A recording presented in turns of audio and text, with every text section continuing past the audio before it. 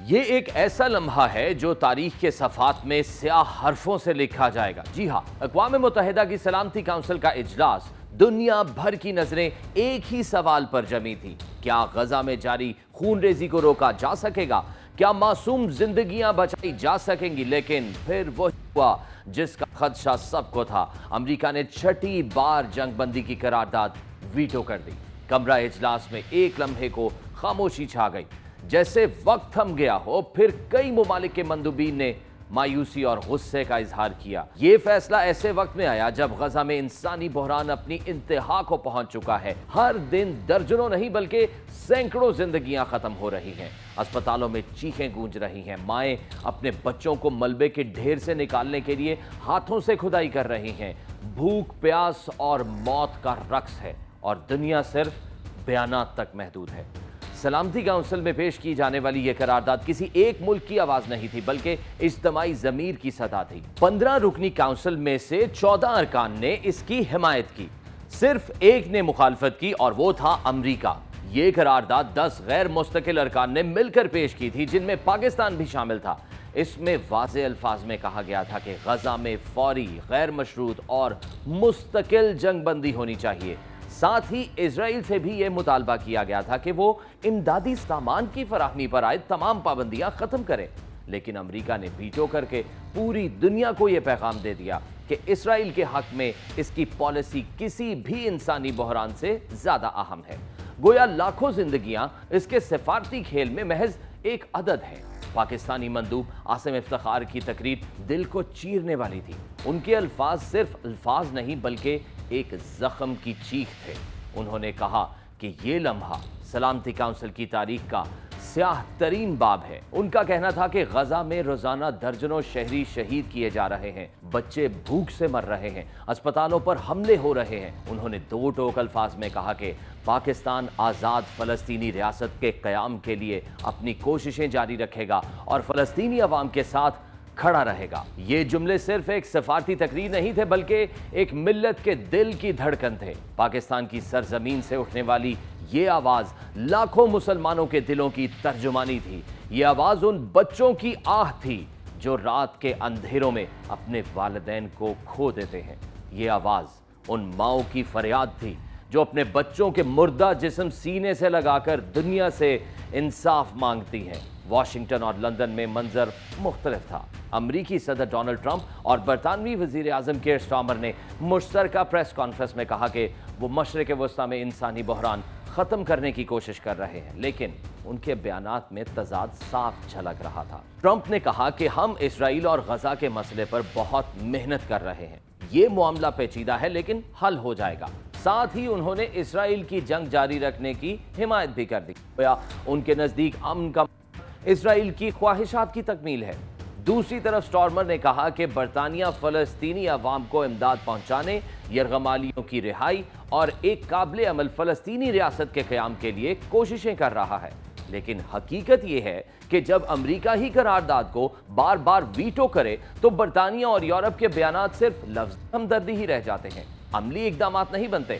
Trump نے روس اور یوکرین کے حوالے سے بھی گفتگو کی اور کہا کہ پیوٹن نے انہیں مایوس کیا ہے۔ انہوں نے بگرام ایئر بیس واپس لینے کی خواہش کا بھی اظہار کیا، لیکن حیرت انگیز بات یہ ہے کہ اتنے حساس موقع پر بھی انہوں نے غزہ کے مظلوم عوام کا ذکر محض سرسری انداز میں کیا، جیسے ان کی آنکھوں میں وہ منظر کبھی جھلکا ہی نہیں جہاں ایک معصوم بچی اپنے بھائی کے لاشے کے ساتھ بیٹھی ہے۔ ان کے نزدیک اصل مسئلہ اسرائیلی قیدیوں کی رہائی اور اسرائیل کی سلامتی ہے۔ فلسطینی عوام کے زخم شاید ان کی نظر میں اتنی اہمیت نہیں رکھتے۔ برطانوی وزیر اعظم کیئر سٹارمر نے نسبتاً متوازن موقف اپنایا۔ انہوں نے کہا کہ غزہ کی صورتحال ناقابل برداشت ہے، یرغمالیوں کو رہا کیا جانا چاہیے اور فلسطین کو تسلیم کرنے کا سوال ایک جامع امن منصوبے کے تناظر میں دیکھنا ہوگا۔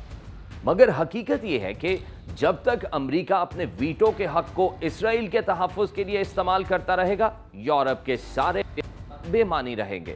دنیا نے یہ حقیقت بار بار دیکھی ہے، آج سے نہیں بلکہ عشروں سے یہی ہو رہا ہے۔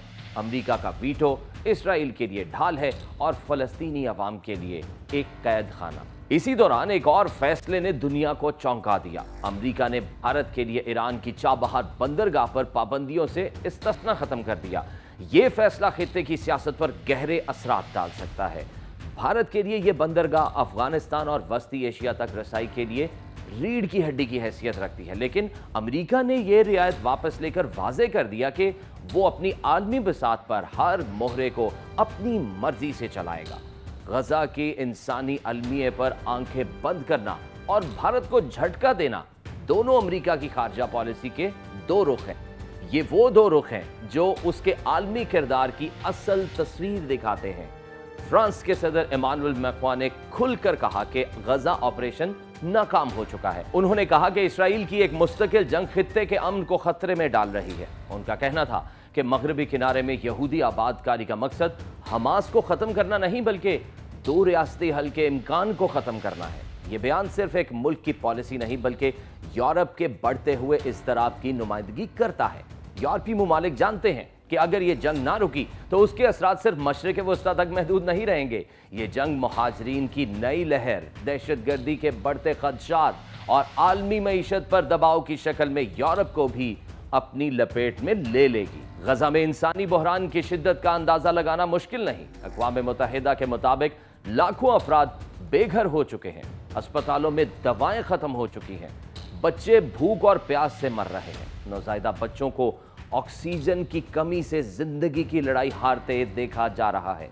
मलबे तले दबी हुई लाशों को निकालने के लिए ना तो मशीनें हैं ना वक्त है, और जो जिंदा बचते हैं वो सदमे और खौफ में डूबकर खुद भी मौत के साए में जी रहे हैं। इस सब के बावजूद जंग बंदी की करारदाद वीटो कर देना सिर्फ सफारती कदम नहीं बल्कि एक ऐसा फैसला है जो इंसानी जानों के ज़िया को बढ़ा रहा है। ये वीटो इंसानियत के ज़मीर पर वार है। पाकिस्तान ने अपनी तकरीर में आलमी बरादरी को झंझोड़ने की कोशिश की। आसिम इफ्तिखार ने कहा कि अगर सलामती काउंसिल अपनी जिम्मेदारी पूरी नहीं कर सकती तो फिर दुनिया में इंसाफ की उम्मीद कैसे की जा सकती है। उनका ये जुमला इस इदारे के वजूद पर सवालिया निशान लगा गया। उन्होंने ये भी कहा कि पाकिस्तान फ़लस्तीनी अवाम की हिमायत सिर्फ अल्फाज से नहीं बल्कि अमली तौर पर जारी रखेगा।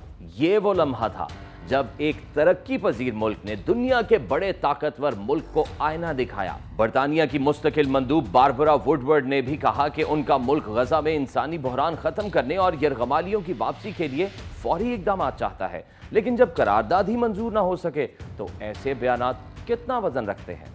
असल मसला यही है कि अमेरिका के वीटो की वजह से ना सिर्फ जंगबंदी रुकती है बल्कि इसराइल को यह पैगाम भी जाता है कि उसे किसी आलमी दबाव का सामना नहीं है। यही वजह है कि इसराइली फौजी हमले मजीद शिद्दत इख्तियार कर रहे हैं।